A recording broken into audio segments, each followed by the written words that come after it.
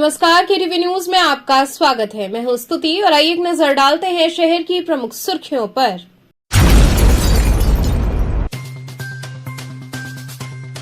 केंद्रीय मंत्री पीयूष गोयल ने जलयान पर तमिलनाडु व काशी के उद्यमियों से किया संवाद। देखी बाबा धाम की भव्यता।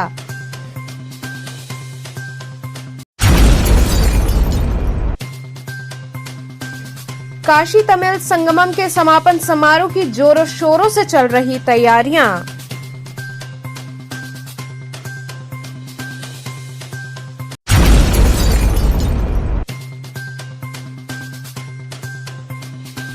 सुभाषपा राष्ट्रीय अध्यक्ष ने कहा, कोई पार्टी खराब नहीं, किसी के भी साथ जाया जा सकता है।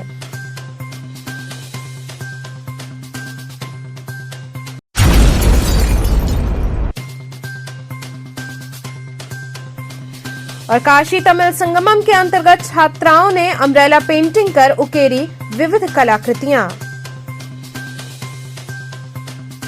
और अब खबरें विस्तार से। केंद्रीय मंत्री पीयूष गोयल ने जलयान पर तमिलनाडु व काशी के उद्यमियों से संवाद किया व बाबा धाम की भव्यता देखी।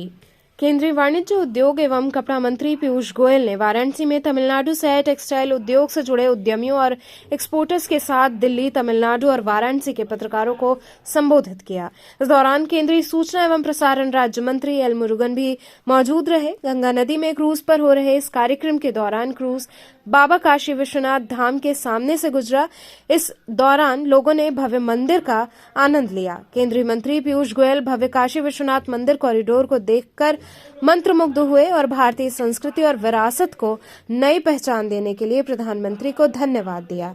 केंद्रीय मंत्री पीयूष गोयल ने इस दौरान काशी तमिल संगमम के माध्यम से काशी और तमिलनाडु के हो रहे समागम की चर्चा की। उन्होंने कहा कि दोनों का इतिहास काफी पुराना है। दोनों जगह की साड़ी पूरे देश को जोड़ने का काम करती है। केंद्रीय सूचना एवं प्रसारण राज्य मंत्री डॉक्टर एल मुरुगन ने कहा कि काशी तमिल संगमम के माध्यम से प्रधानमंत्री नरेंद्र मोदी ने अभूतपूर्व काम किया है। इस संगमम की चर्चा चारों ओर है और इस माध्यम से काशी और तमिलनाडु का जुड़ाव और मजबूत हुआ है। ये पहली बार है कि देश के कोने कोने से जो वस्त्र क्षेत्र, टेक्सटाइल क्षेत्र से जुड़े हुए लोग हैं और पूरी वैल्यू चेन, चाहे वो हैंडलूम में हो, चाहे वो सिल्क में हो, वूल में हो, साड़ी में हो, अलग अलग प्रकार के गारमेंटिंग में हो, ऐसे देश भर के हमारे टेक्सटाइल सेक्टर के डोमेस्टिक और फॉरेन जो देश के अंदर और निर्यात दोनों की मार्केट्स को जो सर्व करते हैं, ऐसे लोग पहली बार इतनी बड़ी संख्या में काशी में इकट्ठे हुए। 2 दिवसीय इस कार्यक्रम में हम काशी तमिल संगम का भी आनंद लेंगे। जो BHU में हम जाने वाले हैं, उसमें देखेंगे कैसे काशी और तमिलनाडु का संबंध इतना पुराना, इतना ऐतिहासिक अटूट संबंध है। इसके पहले सबने काशी विश्वनाथ कॉरिडोर का आनंद लिया, बाबा का महादेव के दर्शन किए, उनका आशीर्वाद लिया और हमारा पूरा विश्वास है उनके आशीर्वाद से जो देश भर से आए हुए लोग हैं उनको काशी के टेक्सटाइल की ताकत का अनुभव होगा और आगे चल के जो संबंध यहाँ बनेंगे। हमने इंटरेक्शन भी रखा काशी के टेक्सटाइल क्षेत्र और देश भर से आए हुए लोगों के बीच में भी इंटरेक्शन रखा है। संबंध जुड़ेंगे, मित्रता बनेगी, एक दूसरे की पहचान होगी, एक दूसरे की कारीगरी की समझ होगी, तो अवश्य काशी में भी उसका बहुत बड़ा व्यापार और निर्यात में फायदा। मंत्री जी, नीतियां हैंडलूम को बढ़ावा देने के लिए बनती है, लेकिन मशीनों को ज्यादा काम मिल रहा है। और खासतौर से मंत्री जी, एक सेकंड, 2009 में यहाँ पे GI टैग हुआ। आपके पास हो तो अवश्य मुझे भेजना, हम उस पर तुरंत कार्रवाई करेंगे। हम चाहते हैं कि हैंडलूम जो देश की विरासत भी है और देश का प्राइड भी है, उसको विशेष एक दर्जा मिले और माय हैंडलूम माय प्राइड, ये जो सर्टिफिकेशन है इसको और कठोर करेंगे, जिससे जो अगर कोई संभावना रही है और आप अगर मुझे कुछ जानकारी दे सके तो उस पर हम बनारस में पूरा का पूरा जो है, एक सेकंड, LUD के माध्यम से कैपिटल गुड्स पे इनपुट उसको एलयूटी के माध्यम से नहीं मिलता, जबकि वही उसको वहाँ IGST पे में मिल रहा है। तो एक ही नीति दो तरह का क्यों ये हो रही बात? ऐसा है कि GST एक ऐसा कानून है जो देश के सभी वित्त मंत्री मिलके तैयार करते हैं, और मैं समझता हूँ ये उन्हीं को पूछा जाए तो ज्यादा। काशी तमिल संगमम के समापन समारोह की जोरों शोरों से तैयारियां चल रही हैं। तमिलनाडु की परंपराओं व संस्कृति से काशी के जुड़ाव को प्रदर्शित कर रहे मास पर्यंत चलने वाले काशी तमिल संगमम अब अपने अंतिम पड़ाव की ओर है। 16 दिसंबर को आयोजित समापन समारोह में गृह मंत्री अमित शाह मुख्य अतिथि के रूप में शामिल होंगे। गृह मंत्री का प्रोटोकॉल वाराणसी प्रशासन को मिल गया है और मिनट टू मिनट कार्यक्रम को अंतिम रूप दिया जा रहा है। भव्य समारोह में मुख्यमंत्री योगी आदित्यनाथ, शिक्षा मंत्री धर्मेंद्र प्रधान, केंद्रीय संस्कृति मंत्री किशन रेड्डी, तमिलनाडु के राज्यपाल शामिल होंगे। गृह मंत्री के आगमन के मद्देनजर बाबतपुर एयरपोर्ट पर ASL की बैठक की गई। इस दौरान जिला प्रशासन और एयरपोर्ट प्रबंधन की ओर से साझा तैयारियों को अंतिम रूप दिया गया। BHU के एम्फी थिएटर मैदान में 16 दिसंबर को अपराह्न 4 बजे समापन समारोह के साथ अतिथियों को विदाई दी जाएगी। करीब 2.5 घंटे के आयोजन के दौरान केंद्रीय गृह मंत्री अमित शाह वहां मौजूद जन समुदाय को संबोधित करेंगे। हनुमान घाट स्थित राष्ट्र कवि सुब्रमण्यम भारती के घर भी गृह मंत्री जा सकते हैं। इस दौरान वे बाबा धाम और काल भैरव के दर्शन पूजन करने भी जा सकते हैं।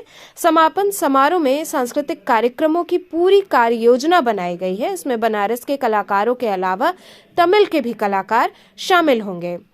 भाजपा जिला अध्यक्ष हंसराज विश्वकर्मा ने बताया कि मंत्री अमित शाह के आगमन को लेकर तैयारियां अंतिम चरण पर है, जल्द ही इसे पूर्ण कर लिया जाएगा। सुरक्षा की दृष्टि से भी CRPF के जवान BHU एम्फी थिएटर मैदान में पहुंच चुके हैं।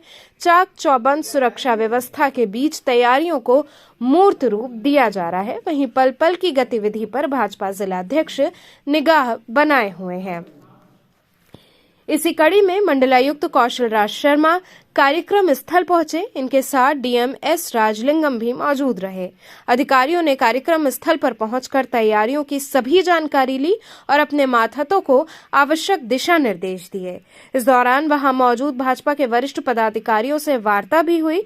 इस दौरान भाजपा काशी क्षेत्र अध्यक्ष महेश चंद्र श्रीवास्तव, जिला अध्यक्ष हंसराज विश्वकर्मा सहित अन्य लोग मौजूद रहे। माननीय गृह मंत्री जी की सुरक्षा बहुत सर्वोपरि है और उन्हीं के साथ कई हमारे भारत सरकार के बड़े माननीय मंत्रीगण हैं, माननीय मुख्यमंत्री जी हैं। सुरक्षा को लेकर एयरपोर्ट हो, चाहे एयरपोर्ट से BHU तक का सारा रूट हो, और BHU के अंदर भी सुरक्षा के पर्याप्त इंतजाम कर लिए गए हैं। CRPF की जो सिक्योरिटी होती है उसके साथ साथ हमारी जो लोकल इंटेलिजेंस है वो भी सक्रिय है। कमिश्नरेट पुलिस के माध्यम से और बाकी भी जनपदों से कुछ ड्यूटी का कंपोनेंट मांगा गया है, उसके माध्यम से पूरा सुनिश्चित किया जाएगा कि सेफ्टी और सिक्योरिटी जो उच्च स्टैंडर्ड की होती है वो सारी की सारी यहाँ पे लागू की जाए। काशी तमिल संगमम का समापन समारोह 16 दिसंबर को 5 बजे देश के यशस्वी गृह मंत्री, हम सब के नेता आदरणीय अमित शाह जी करेंगे।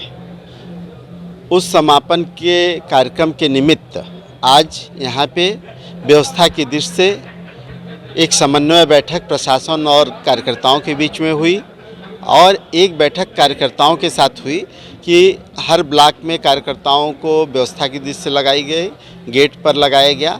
ये 1 माह से चलने वाला प्रधानमंत्री जी के विजन का अद्भुत संगमम था। इससे तमिल और काशी की जो बहुत प्राचीन संबंध हैं उसमें जीवंतता आई, उसमें निरंतर जीवंतता बनी रहे।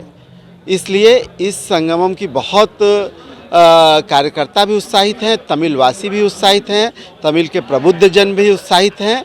और एक प्रयोग ऐसा रहा कि जिससे एक भारत श्रेष्ठ भारत का जो सपना है प्रधानमंत्री जी का, वो काफ़ी बलवान हुआ, काफ़ी स्ट्रांगली उसको पूरे देश के लोग, पूरे तमिलनाडु के लोग, काशी के लोगों ने समर्थन दिया। भाजपा की तरफ से कितने कार्यकर्ता यहाँ पे उपस्थित रहेंगे और कितनी की भीड़ होगी? यहाँ लगभग 7 से 8 हज़ार लोग रहेंगे और इसमें प्रबुद्ध जन भी रहेंगे, भाजपा के कार्यकर्ता भी रहेंगे, तमिल समागम से जुड़े हुए लोग भी रहेंगे। राष्ट्रपति जी आ रहे हैं, तो उनको क्या कुछ वेट किया जाएगा और किस तरह से उनका स्वागत की तैयारी है? सामान्य है, ये तो काशी तमिल संगमम में गृह मंत्री जी का आगमन है और काशी तो हमेशा उनके स्वागत के लिए तत्पर रहती है। दौरा होने वाला और क्या क्या आप प्रोग्राम करते हैं? हम सब लोग ये जानते हैं कि काशी तमिल संगमम में जो कार्यक्रम चल रहा था 16 तारीख से और 16 तारीख को इसका समापन, एक माह का एक सांस्कृतिक देश के लिए एकता, एक भारत श्रेष्ठ भारत का जो संदेश था, एक काशी और संगमम पूरे दुनिया, भारत को नहीं पूरे दुनिया को देने का काम किया है।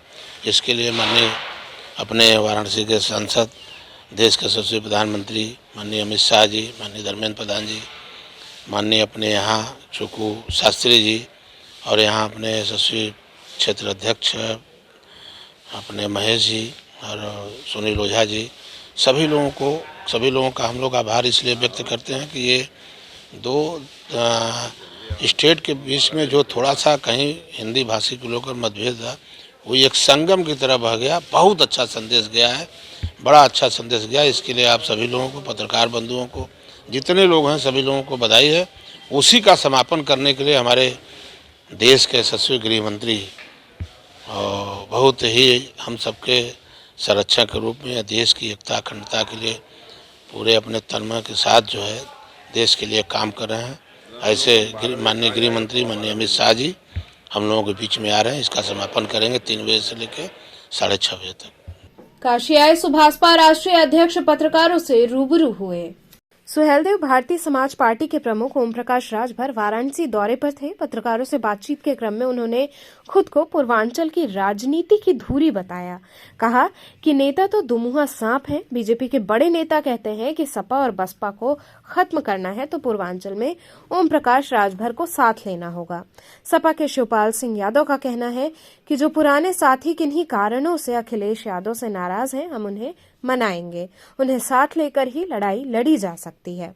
ओम प्रकाश राजभर पूर्वांचल की एक धुरी बना हुआ है और ये करके दिखाया है। पूर्वांचल में बीजेपी के साथ था तो उसे जीत मिली, सपा के साथ था तो उसे जीत मिली। वहीं आगामी राजनीतिक दोस्ती के सवाल पर ओम प्रकाश राजभर ने कहा कि सपा, बसपा, भाजपा और कांग्रेस में से कोई पार्टी खराब नहीं है, किसी के साथ भी जाया जा सकता है। हम खुद गठबंधन निकाय चुनाव में, ये छोटा चुनाव होता है, हमारे नेता छोटे चुनाव लड़ते हैं। अब गठबंधन होने के बाद सीटें कम मिलती हैं तो फिर दिक्कत पैदा होती है। बड़े चुनाव आते हैं तो छोटे नेता हमारे लड़ नहीं पाते, इस नाते वहाँ नहीं। 2 बड़ी पार्टियां बीजेपी आपसे तौबा कर चुकी है और समाजवादी पार्टी ने जिस तरह से आपने विधानसभा के बाद पलटी मारी, समाजवादी पार्टी ने भी कह दिया है कि अब वो प्रकाश राजभर के साथ कभी नहीं जाना। तो कहीं ऐसा तो नहीं है कि आप राजनीति में एक अलग दूरी हो जा रहे हैं लोगों से, बड़ी पार्टियों से, इस वजह से आप दूर हो रहे हैं? कि नेता दुमुहिया सांप हैं, ठीक है।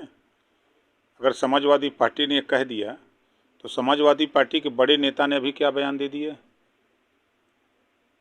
और बीजेपी के बड़े नेता ने क्या बयान दे दिया। समाजवादी पार्टी, बहुजन समाज पार्टी को ख़त्म करना है तो ओम प्रकाश राजभर को पूर्वांचल में लेना पड़ेगा। बीजेपी के नेता का बयान है ना, हम नहीं बयान दे रहे हैं। शिवपाल यादव जी का बयान है कि जो पुराने साथी हैं, किन्हीं कारणों से अखिलेश से नाराज हैं, तो हम उनको मनाएंगे और साथ ले आएंगे, तभी लड़ाई लड़ी जा सकती है। तो ओम प्रकाश राजभर एक धुरी बना हुआ है, पूर्वांचल में करके दिखाया। बीजेपी के साथ थे तो बीजेपी जीती, सपा के साथ आए तो सपा जीती। मतलब अभी मौका है, आप सपा के संग फिर जाएंगे? किसी के साथ जाया जा सकता है, कोई गारंटी तो नहीं कि सपा ठीक है, बसपा भी ठीक है, भाजपा भी ठीक है, कांग्रेस भी ठीक है, सब पार्टी कोई खराब नहीं है। तमिल संगमम के अंतर्गत छात्राओं ने अम्ब्रेला पेंटिंग कर विविध कलाकृतियां उकेरी। काशी हिंदू विश्वविद्यालय के एम्फी थिएटर मैदान में प्रधानमंत्री नरेंद्र मोदी ने काशी तमिल संगमम कार्यक्रम का विधिवत उद्घाटन 16 नवंबर को किया था, जो 16 दिसंबर तक चलेगा। संगमम के अंतर्गत विभिन्न कार्यक्रमों का आयोजन किया गया, जिसमें नृत्य, क्विज प्रतियोगिता, पेंटिंग प्रतियोगिता, वाद विवाद प्रतियोगिता, खेलकूद प्रतियोगिता सहित अन्य कार्यक्रम आयोजित किया गया। इसी क्रम में बीएचयू केंद्रीय विद्यालय की 18 छात्र छात्राओं ने अम्ब्रेला पेंटिंग किया। अम्ब्रेला पेंटिंग में भारत की महान विभूतियों काशी तमिल संगमम का लोगो, नृत्य करती महिला का चित्र बड़े ही खूबसूरती से उकेरा गया। छात्र छात्राओं ने बड़े ही सुंदर ढंग से अपनी कलाकृति को अम्ब्रेला के ऊपर प्रदर्शित किया, जो काफी आकर्षित लग रहे थे। कौशलेश कुमार ने बताया कि पिछले 1 माह से जो काशी तमिल संगमम कार्यक्रम चल रहा है, उसमें कई खास प्रस्तुतियां हुई। वहीं केंद्रीय विद्यालय का स्थापना दिवस है, इस पर बच्चों ने काशी और तमिल की संस्कृतियों को पेंटिंग के माध्यम से प्रदर्शित किया। बच्चों द्वारा जो पेंटिंग बनाई जा रही है, उसकी प्रदर्शनी शुक्रवार को काशी तमिल संगमम के मैदान में लगाई जाएगी।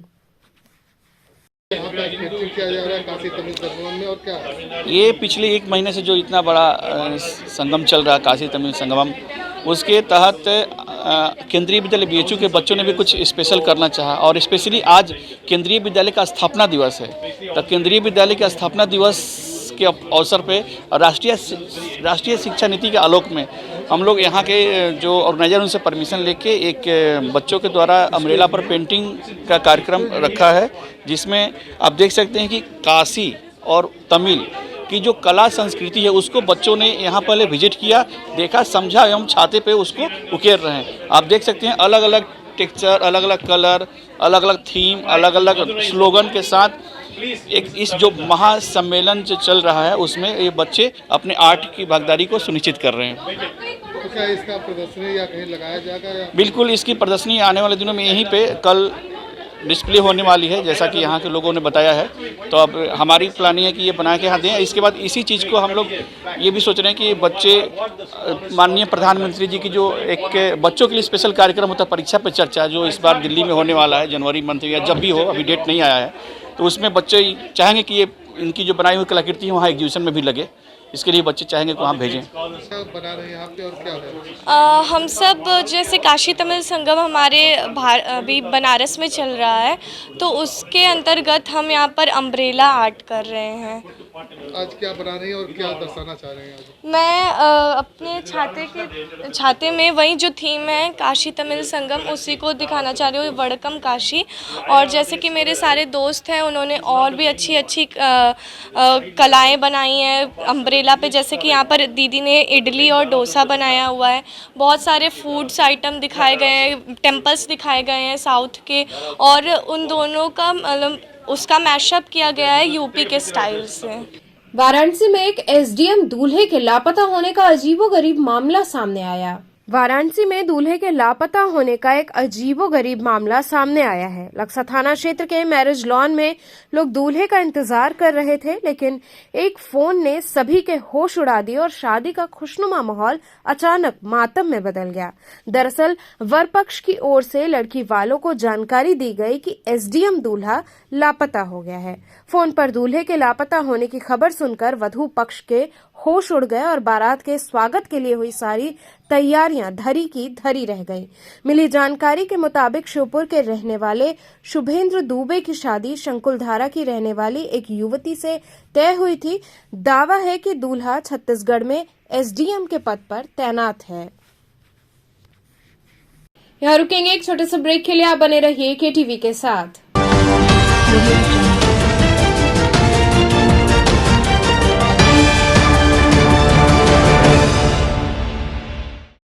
महात्मा गांधी काशी विद्यापीठ से संबद्ध आचार्य सीताराम चतुर्वेदी महिला महाविद्यालय, डुमरी पड़ाव, रामनगर, वाराणसी। खबरों से जुड़े रहने के लिए हमारे चैनल केटीवी वाराणसी को सब्सक्राइब करें और लेटेस्ट अपडेट्स के लिए बेल आइकन को प्रेस करें।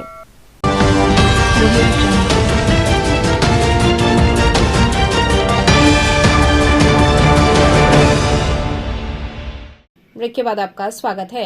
श्री आर्य महिला हितकारिणी महापरिषद के स्थापना दिवस पर सुंदरकांड पाठ व भजन का आयोजन हुआ।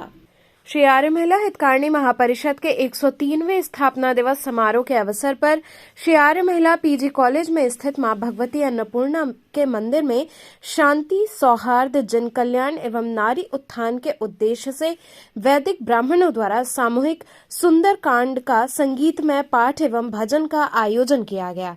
इस अवसर पर श्री आर्य महिला हितकारिणी महापरिषद द्वारा संचालित शिक्षण संस्थाओं के पदाधिकारियों, शिक्षक, शिक्षिकाओं, कर्मचारीगण एवं छात्राओं की भागीदारी रही। आर्य महिला हितकारिणी महापरिषद के chief general secretary doctor Shashikant Dikshit ने कहा कि परम पूज्य महर्षि ज्ञानानंद जी महाराज ने जिस उद्देश्य से आज से 103 वर्ष पूर्व श्री आर्य महिला हितकारिणी महापरिषद की स्थापना की थी, वो आज साकार हो रहा है। महापरिषद की ज्वाइंट जनरल सेक्रेटरी पूजा दीक्षित ने कहा कि भारत के प्रधानमंत्री नरेंद्र मोदी के बेटी बचाओ बेटी पढ़ाओ अभियान में आर्य महिला हितकारिणी महापरिषद पूर्ण समर्पित है। अंत में विशेष आरती कर प्रसाद वितरित किया गया। इस अवसर पर डॉक्टर केपी अग्रवाल, डॉक्टर अनुराग दीक्षित, अमूल्य शर्मा, डॉक्टर अखिलेंद्र त्रिपाठी, अमरीश अग्रवाल इत्यादि गणमान्य लोग उपस्थित रहे। इसके अलावा आर्य महिला पीजी कॉलेज की प्राचार्य प्रोफेसर रचना दुबे, आर्य महिला इंटर कॉलेज की प्रधानाचार्य डॉक्टर प्रतिमा यादव, नागरमल मुरारका मॉडल स्कूल की प्रधानाचार्य अंजना दीक्षित, विद्यादेवी, श्री बीडी सोमानी, आर्य महिला उच्च शिक्षण संस्थान के प्राचार्य डॉक्टर राजेंद्र प्रसाद विश्वकर्मा, आर्य महिला बाल विभाग की कार्यवाहक प्रधानाचार्य संगीता मिश्रा उपस्थित रहीं।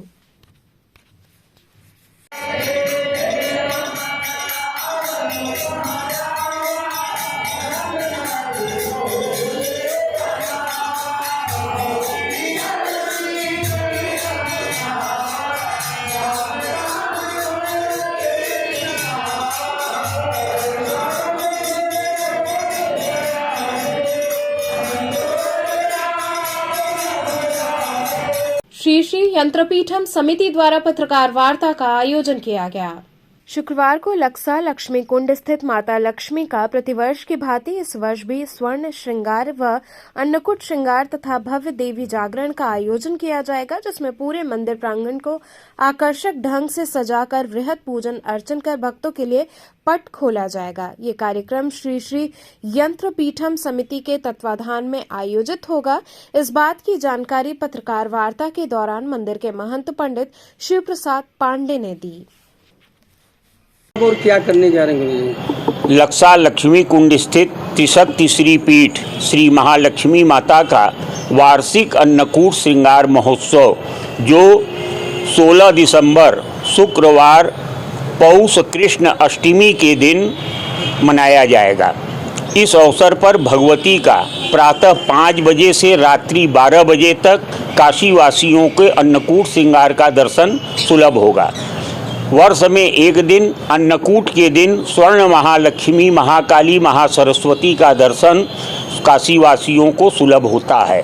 इस दिन रात्रि 9 बजे राष्ट्र के सुख समृद्धि ऐश्वर्य की कामना से भगवती की वार्षिक अन्नकूट की आरती झांकी शुरू होगी और साथ ही हम काशीवासियों से ये निवेदन करते हैं कि उस रोज एक दीपक एक प्लेट में बनाकर माँ की आरती में सम्मिलित होकर माँ की आरती उतारें और पुनः उस आरती के बाद उस दीप को भगवती को अर्पण करें। ये दीपदान का शास्त्रों में बहुत बड़ा महात्मा है। हम समस्त काशीवासियों से निवेदन करते हैं कि इस अवसर पर उपस्थित होकर भगवती के अन्नकूट का दर्शन कर अपने एवं राष्ट्र के कल्याण की कामना कर पुण्य के भागी बने। सांस्कृतिक प्रोग्राम वगैरह भी होगा क्या? सांस्कृतिक प्रोग्राम सायंकाल 7 बजे से रात्रि 11 बजे तक काशी के कलाकारों द्वारा अमन शुक्ला, केडी इत्यादि लोगों के तत्वावधान में मां के दरबार में आयोजित होगा। यह आयोजन श्री श्री यंत्रपीठम समिति के तत्वावधान में प्रतिवर्ष आयोजित होता है। कयर बोर्ड की ओर से प्रेस वार्ता आयोजित हुई। पत्रकारों से मुखातिब होते हुए कयर बोर्ड के अध्यक्ष डी कुपुरामू एवं बोर्ड सचिव जेके शुक्ला ने बताया कि कयर बोर्ड द्वारा विविध प्रयास किए गए हैं। इसी कड़ी में घाट पर बैठने वाले पुरोहितों की सुविधा हेतु कयर छतरी का निर्माण किया गया है। ये छतरी धूप से सुरक्षा करेगी और हानिकारक पराबैंगनी किरणों से बचाएगी। कयर से बनी छतरी में नेचुरल फाइबर का उपयोग होता है, जिससे वह हानिकारक किरणों को रोक लेगा। इसके साथ ही उन्होंने नारियल के खोल से भी बनने वाले उत्पादों के बारे में जानकारी दी, जो क्वायर के उत्पादों की बढ़ोतरी के लिए, विकास के लिए, निर्यात के लिए काम करता है। क्या योजना लेकर के आज किस लिए कॉन्फ्रेंस बुलाया है? कॉन्फ्रेंस इसलिए बुलाया है कि आप जाने कि क्वायर के क्या प्रोडक्ट है, क्वायर यहाँ क्या कर रहा है, क्या करना चाहता है। तो हम अभी यहाँ क्वायर के प्रोडक्ट उपलब्ध करा रहे हैं। क्वायर कैसे बनता है ये अब बताने की हम आपको कोशिश करने जा रहे हैं। क्या कर रहे हैं इसके लिए? गंगा घाटों की क्या योजना है? गंगा घाट पे एक हम लोगों ने क्वायर, ये जो पुजारी लोग बैठते हैं गंगा के किनारे खुले धूप में, तो सूर्य की किरणें जब सीधे बराबर लगातार बहुत दिनों तक पड़ती हैं आदमी के शरीर पे, तो कैंसर होने का खतरा हो जाता है, क्योंकि अल्ट्रावायलेट रेज होती, पराबैंगनी किरणें जिनको हिंदी में कहा जाता है, उनसे बचाने के लिए हम एक छतरी का निर्माण हम लोगों ने किया है जो क्वायर से बनाई जाएगी। क्वायर में ये खास बात है कि ये नेचुरल फाइबर होने की वजह से उन किरणों को रोक लेगा। तो जो वहाँ पे पंडित जी बैठ के पूजा करते हैं या जो जजमान वहाँ बैठ के पूजा कराते हैं, उनकी खाल तक वो सूर्य की किरणें लगातार ज़्यादा देर तक नहीं पड़ेंगी, उससे कैंसर होने का खतरा बचेगा। उनको निःशुल्क दिया जाएगा या उनको निःशुल्क दिया जाएगा शुरुआत में, ताकि लोग जाने उसके पदार्थ के बारे में। चेयरमैन जी आपके साथ हैं जी, तो आप लोग राम सेतु से भी जुड़े थे। चेयरमैन साहब का वो व्यक्तिगत जीवन की बात है, राजनीतिक जीवन की बात है। हम सरकारी अधिकारी हैं तो सरकारी बात करेंगे। जी, ये काशी में बहुत ज़्यादा तादाद में नारियल बिकते हैं जी, तो उसको पीने के बाद लोग फेंक देते हैं, क्या जी, इसको भी हाँ लिया जाए? हाँ, बिल्कुल। उसके लिए एक हम लोगों ने एक मशीन बनाई है, उसमें वो नारियल पीने के बाद जो आप फेंक देते हैं उसको उसमें डालेंगे तो उससे एक रेशा निकलेगा जिसको क्वायर कहते हैं, नारियल का रेशा। उससे प्रोडक्ट बनेंगे, डोरमैट, रस्सी, कारपेट, कालीन, गद्दे, और उससे कुछ डस्ट निकलेगी, धूल जिसको कहते हैं, उसका चूरा, वो खाद के तौर पे काम आएगा। जो फर्टाइल सॉइल अंग्रेजी में कहते हैं, हिंदी में उत्पादक परत ज़मीन की जो होती है, उस ज़मीन की परत को खराब प्लास्टिक की वजह से ख़राब हो रही दिन पर दिन, उस खराब परत को संभालने में ये चूरा काम में आएगा। यही वजह है कि कोविड के बावजूद हमारा उत्पाद 20% एक्सपोर्ट बढ़ रहा है, विदेशों में मांग बढ़ रही है। यहाँ पे हम लोग सस्ते की तलाश में रहते हैं, इसलिए प्लास्टिक की चीज़ें ही उपयोग करते हैं। हम चाहते हैं कि प्लास्टिक ना यूज करके आप प्राकृतिक रेशों पे आए। काफ़ी संख्या में महिलाएं यहाँ बेरोजगार है, तो उनके लिए क्या सब? ये क्वायर का उद्योग ऐसा है कि इसमें 80% महिलाओं को काम मिलता है। तो जो पानी पी के नारियल फेंक दिया जाता है, जिससे रेशा निकलेगा, उस रेशे से रस्सी बनाना, उत्पाद बनाना, ये महिलाएं ही करती हैं 80%। World is looking towards us. The entire attention is towards our nation, and we are in the forefront of leading the world as a whole. In such a juncture, our Honorable Prime Minister Shri Narendra Modi ji has organized the Tamil Sangamam. This is connecting Kashi and Rameshwaram. It is in the north and the south, without having any hindrance. So, in this juncture, Kaya Board extends its we are extending our thanks. We are extending our well-wishing of his able leadership, and we want to have his guidance throughout our process in the Kaya Board as well as. On behalf of Kaya Board, I honor our Honorable Prime Minister on behalf of Kaya Board, and on behalf of Ministry of MSME also, Micro, Small and Medium Scale Industries also. So, on behalf of this Tamil Sangamam has been organized on many pretexts to attract the students, workers, and all walks of people, those who are through. Mulagandha कुटी बौद्ध मंदिर की दीवारों पर बनी painting का जीर्णोद्धार हुआ। सारनाथ के मूलगंध कुटी बौद्ध मंदिर की दीवारों पर बने बुद्ध के जन्म से महापरिनिर्वाण तक आधारित पेंटिंग का जीर्णोद्धार जापानी पेंटिंग चित्रकारों द्वारा किया गया। 16 दिसंबर को जापानी टीम के साथ सभा का आयोजन किया गया है। विहाराधिपति भिक्षु सुमितानंद थेरो ने बताया कि मंदिर की दीवारों पर 1934 में भगवान बुद्ध के जीवन पर आधारित पेंटिंग जापानी चित्रकार कोसेत्सु ने कराई थी। पेंटिंग जापानी पद्धति के अनुसार की गई थी। इसमें प्राकृतिक रंगों का इस्तेमाल किया गया था। पिछले कुछ वर्षों से पेंटिंग का चलन हो रहा था। टोक्यो आर्ट कॉलेज के principal professor Kijima, professor Mizusho, team leader Hayato के नेतृत्व में पेंटिंग किया गया। जापान से लोग आके अभी मूलगंधकुटी विहार का जो भगवान बुद्ध का जीवन पेंटिंग था, जो बहुत थोड़ा ख़राब था, बहुत साल से पेंटिंग नहीं हुआ है, इसलिए ये लोग को अभी पूरा मूलगंधकुटी विहार का जो पेंटिंग हुआ है, इसलिए हम लोग परसों 2 बजे उनको एक उपहार के लिए एक तैयारी है। इसलिए VIP गेस्ट लोग का आएगा, दिल्ली से भी कोई लोग आने वाला है और कोई लोग जापान से भी आ रहा है। इसलिए हम लोग ये सभा परसों 2 बजे मूलगंधकुटी विहार में रखा है। वो लोग को उपहार के लिए महाबोधि सोसाइटी ऑफ इंडिया तरफ से। 15 वर्षीय बच्चे का जटिल पैराथायराइड ग्लैंड का सफल ऑपरेशन हुआ। 15 वर्षीय बच्चे का जटिल पैराथायराइड ग्लैंड का सफल ऑपरेशन हुआ। हुकुलगंज निवासी मोहम्मद उमेद अंसारी 15 वर्षीय को हड्डियों में दर्द रहता था।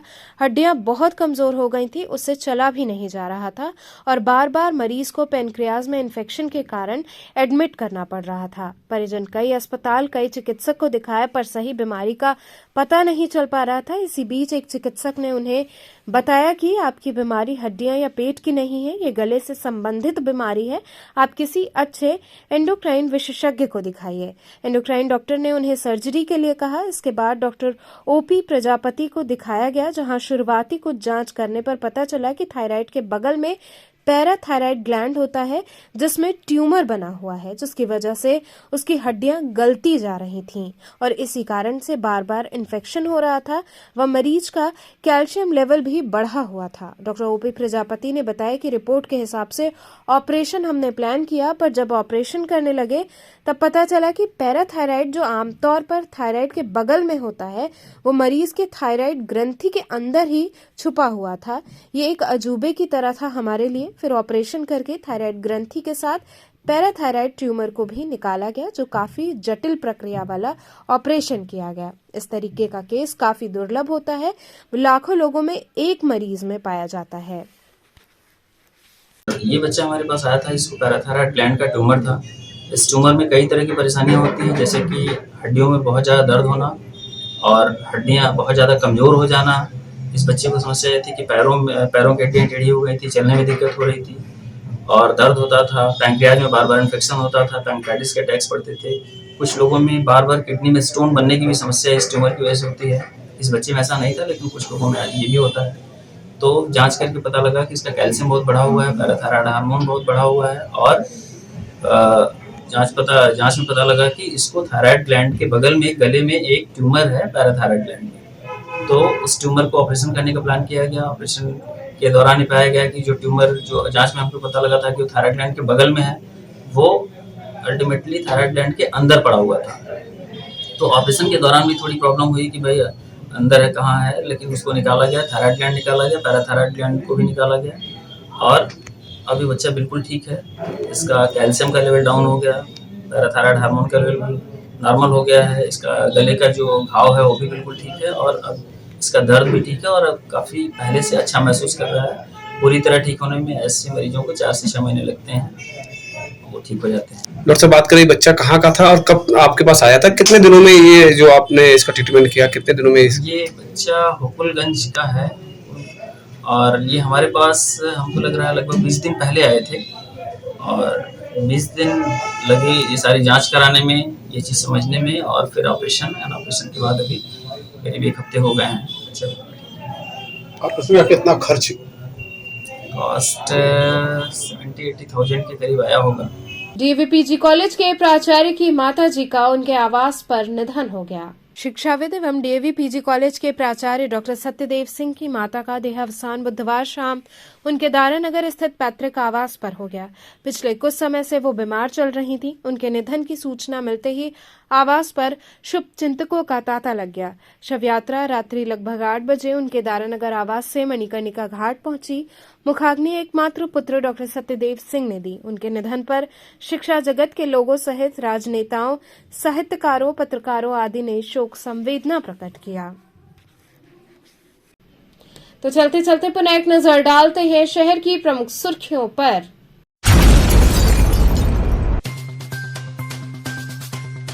केंद्रीय मंत्री पीयूष गोयल ने जलियान पर तमिलनाडु व काशी के उद्यमियों से किया संवाद, देखी बाबा धाम की भव्यता।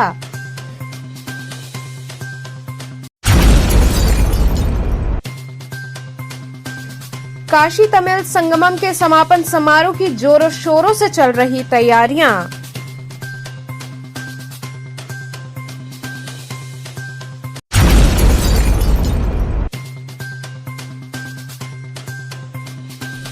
सुभाषपा राष्ट्रीय अध्यक्ष ने कहा, कोई पार्टी खराब नहीं, किसी के भी साथ जाया जा सकता है।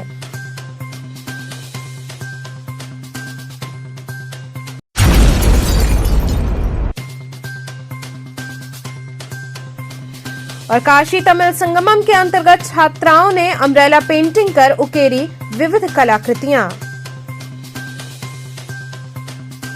तो थे आज के समाचार, कल फिर होगी मुलाकात, तब तक के लिए नमस्कार।